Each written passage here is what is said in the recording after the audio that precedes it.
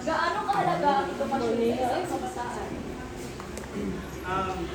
Para sa akin, mahalaga po ang edukasyon ng para sa kabataan dahil ito yung nagbibigay daan upang makamit ang mga dito rin po yun na hubog yung mga kakayahan at pagkatao natin. Paano po patingin na?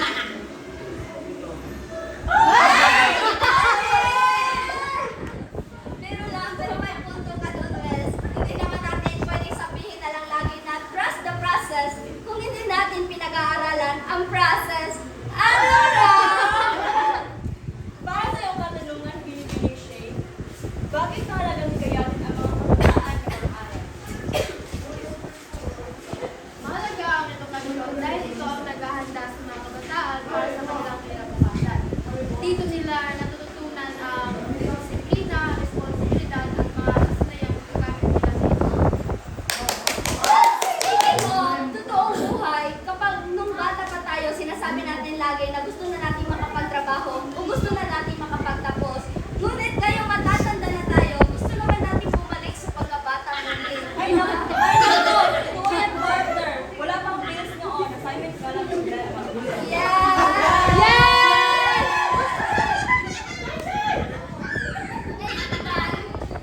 Dahil tapos na kami makapagtanong, bibigyan naman natin ng chance ang ating mga madla upang magtanong sa ating mga bisita. So maghahanap ako ng isang tao na pwedeng magtanong. Yes? Anong pangalan? Ako po si Elsa. At sinong gustong tanongin mo? Tanong mo yung tanong. Ay, para po ito kay Mr. Wesley.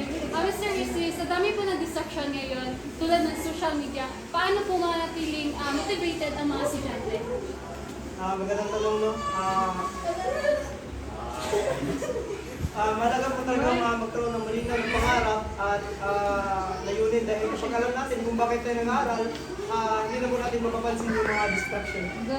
Walang question po. At parang nagpapala. Sige. Ano kung motivated naman ako mag-aral, pero mas motivated yung kama ko na matulog mo. Huwag ka na lang mag-aaral. Ay,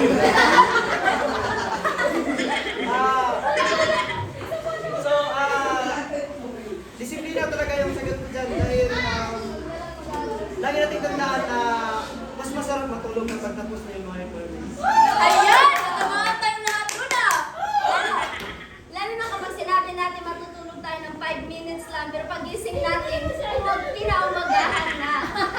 Dahil sa pa tayong katanungan, galing sa ating mga audience. Ako! Oh, idol kita, Michelle!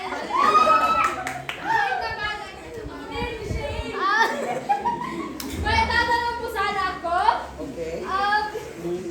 Ano po ang ipapayo ninyo sa mga kabataang nahihirapan sa kanilang pag-aaral?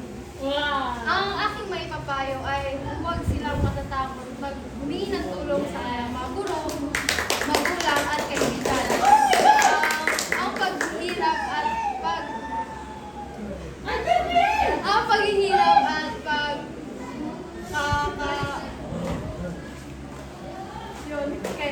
yun ang magiging susi para sa akin ang magandang kinabukasan.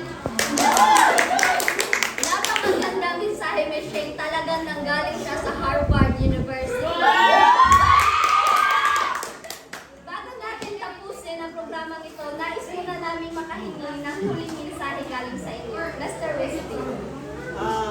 Sa mga kapwa kabataan mo dyan, no, palagi po natin pahalaga na ating pag-aaral dahil ito po yung nag-isang susi at kulay upang makamit natin mga pangarap natin. So, yun lang. At palagi natin tatandaan na ang lahat na ating natutunan ngayon ay magiging puhunan natin para sa mas magandang kinabukasan. Maraming salamat sa ating mga panauhin at audience.